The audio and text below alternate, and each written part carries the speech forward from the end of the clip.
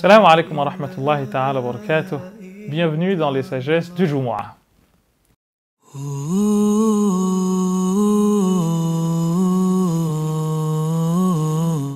تنوعت أجناس الأعمال لتنوع واردات الأحوال. Les types de pratiques se sont autant multipliés ou sont aussi nombreux que les situations qui passent en l'homme. Cette sagesse, chers frères, chères sœurs, chers amis, nous apprend que, en fait, il en est de l'homme comme de la vie. Il y a des hauts et des bas. Il y a des instants de concentration et des instants de faiblesse, des instants de joie et des instants de malheur, des instants de force et des instants de maladie, des instants de courage et des instants de beaucoup moins de courage. Bref, l'homme, la vie qu'il mène est loin d'être un long fleuve tranquille. Et au fond, les pratiques, si on regarde bien, sont à l'image de la vie de l'homme. Ce qu'on demandera aux jeunes n'est pas forcément le même que ce qu'on demandera aux vieux. Raison pour laquelle le prophète sallallahu alayhi wa sallam nous dit dans un célèbre hadith « Irtanim khamsan qabila khams » profite de 5 choses avant 5 autres choses, et une de ces 5 choses « Shababaka qabila haramik » ta jeunesse avant ta vieillesse, « Wa sihhataka qabila saqamik » et ta santé avant ta maladie, et ainsi de suite, « Wa ghinaka qabla faqrik » ta richesse avant ta pauvreté. Donc, il en est de la vie comme il en est des pratiques. Plus on avance, plus ces dernières changent de nature. Ce qu'on demande par exemple à un enfant de 3, 4 ans, 5, 6 ou jusqu'à 10 ans n'est pas la même chose que ce que l'on va demander à quelqu'un qui est plutôt adulte, apte, etc. On voit par exemple que, eh bien, quand on n'a pas atteint l'âge de jeûner, ou quand on est malade et que l'on ne peut pas jeûner, ou pour la femme quand elle est enceinte ou qu'elle allait, etc. Bref, il y a des pratiques qui changent en fonction, n'est-ce pas, de la situation des gens, en fonction de l'état de la personne.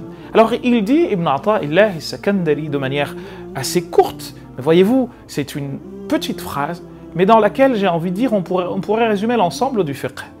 C'est un peu comme si on disait, eh bien, c'est en fonction de ce que vous êtes, en fonction de ce dont vous êtes capable, que vous allez justement être jugé, et que surtout on va vous demander des choses. Dieu dit dans le Coran, à plus d'une reprise, qu'il ne saurait être demandé à l'homme que ce dont il est capable.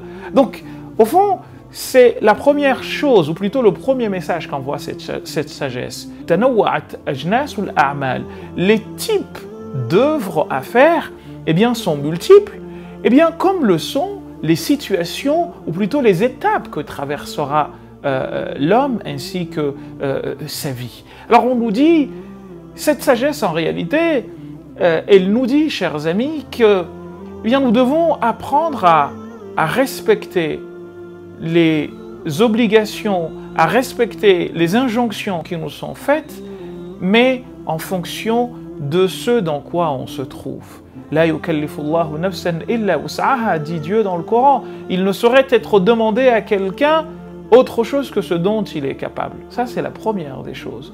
L'autre chose, c'est de nous dire en fait que chaque situation demande que nous adorions Allah subhanahu wa ta'ala dedans. Dieu nous le dit à plusieurs reprises dans le Coran, il nous demande de le craindre, d'avoir une crainte révérentielle à son endroit. Il nous rappelle justement que quoi que nous fassions, tout nous est noté.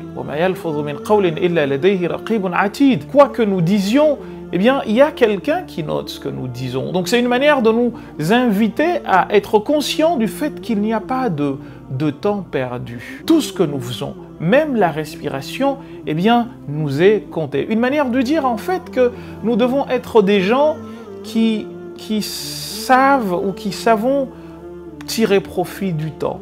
pas perdre son temps, ça ne veut pas dire encore une fois que l'on ne se repose pas, ça ne veut pas dire encore une fois qu'il n'y a pas, comme nous l'avons dit en introduction, des hauts et des bas, mais il nous est demandé de tirer le maximum de ce que nous pouvons de l'ensemble des situations que nous vivons. Cette sagesse en réalité contient énormément de choses que nous allons très brièvement essayer de résumer en 2-3 points. La première des choses, c'est de nous dire que, comme le dit un hadith du prophète sallallahu alayhi wa sallam, « Ittaqillaha haythuma kunt » où que tu sois, tu dois apprendre à avoir cette crainte révérentielle à l'endroit d'Allah subhanahu wa ta'ala.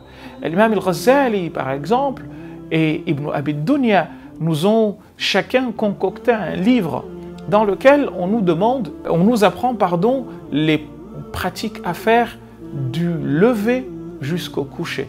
Bidayatul hidayah wa a'malul yawmi wal layla. Le début de la guidance et les œuvres et les pratiques de la journée ainsi que de la nuit. Ibn Abi Dunya va écrire un livre qu'il va intituler également A'malul yawmi wal layla, les pratiques du jour et de la nuit. Une manière de nous apprendre justement à tirer profit de la seconde que nous vivons, à tirer profit des instants que nous vivons. Donc il y a déjà cela, en te disant en fait qu'il n'y a pas qu'une seule manière d'adorer Dieu, il y a plusieurs manières de l'adorer. Alladhina yadhkuruna Allaha qiyaman, dit Dieu dans le Coran, et d'ailleurs il parle de ces gens-là, il dit qu'ils sont ulul albab, les gens qui sont doués de raison, les gens qui sont doués d'intelligence. Il dit inna fi ikhtilafi al-layli wan-nahari, inna fi khalqi samawati wal-ardi, il se trouve dans la création des cieux et de la terre. Et la succession de la nuit et de la journée, eh bien, cela constitue une preuve de l'existence du Seigneur pour ceux qui sont doués de raison. Lesquels sont-ils?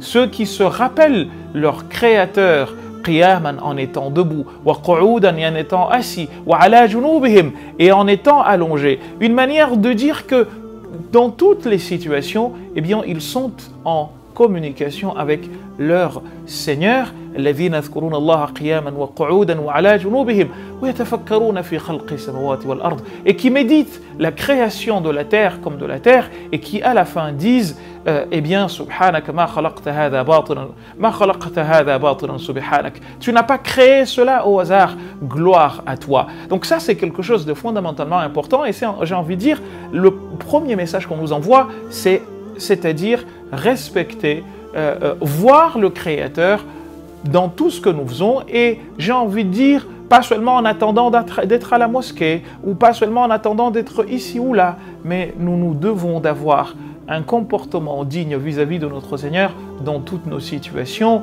autant à l'intérieur qu'à l'extérieur de nous-mêmes, autant quand nous sommes tout seuls que quand nous sommes avec d'autres personnes, autant quand nous sommes à l'intérieur de nos familles que quand nous sommes à l'extérieur, que nous n'ayons pas une double vie, que nous ne montrions pas le contraire de ce que nous sommes, parce que cela s'appelle de l'hypocrisie. Bref, le premier des messages nous dit qu'en réalité, il en est des pratiques comme des différentes situations de la vie que l'homme vit. À ce propos, qui nous dit justement que, eh bien, les anges, et c'est une question qui a beaucoup fait couler d'encre chez les mutakallimoun, les dialecticiens des premiers siècles de l'islam, la question de savoir si un humain peut devenir meilleur qu'un ange. Et la plupart des savants de l'école ash'arite, mais également d'autres écoles, nous disent que, en effet, il est possible que l'homme soit meilleur qu'un ange. Pourquoi? Eh bien, disent-ils, parce que les anges, justement, Dieu les a créés, eh bien, selon les unités de prière ou selon d'autres pratiques comme le pèlerinage. Un exemple, il y a parmi les anges ceux qui sont créés pour rester debout dans la situation de la prière. Et donc, ils ne connaîtront jamais d'inclinaison. Et ceux qui connaissent l'inclinaison, donc, ils sont créés pour rester inclinés toute leur vie, jusqu'à la fin de leur vie, ils restent comme ça. Et enfin, ceux qui sont en situation de prosternation, eux aussi, ils sont créés pour rester en situation de prosternation. Et ceux qui sont en situation de tashahhud, en faisant tahiyya. Toutes ces positions ont été réunis à l'homme. Donc pour eux, étant donné que toutes ces positions sont réunies à l'homme, à savoir que nous restons debout, nous nous inclinons, nous revenons en situation de atidal, nous nous prosternons, nous nous asseyons, eh bien, partant de là, ils ont dit que l'homme pouvait être meilleur qu'un ange. Ça, c'est la première chose. Et puis, nous avons le prophète sallallahu alayhi wa sallam qui, quand il a fait le voyage nocturne, on sait très bien que quand il est arrivé au niveau de ce qu'on appelle Sidratul Muntaha, Jibril lui a dit « Je ne peux pas aller au-delà au risque sous peine de brûler ». Donc, on voit bien qu'un humain peut être meilleur qu'un ange. Donc ça, c'est quelque chose de fondamental, une manière de nous dire que, par exemple, il y a des anges, nous apprend-on, qui font le tour d'une maison équivalente à la Kaaba qu'on appelle Al-Baytul Ma'mour.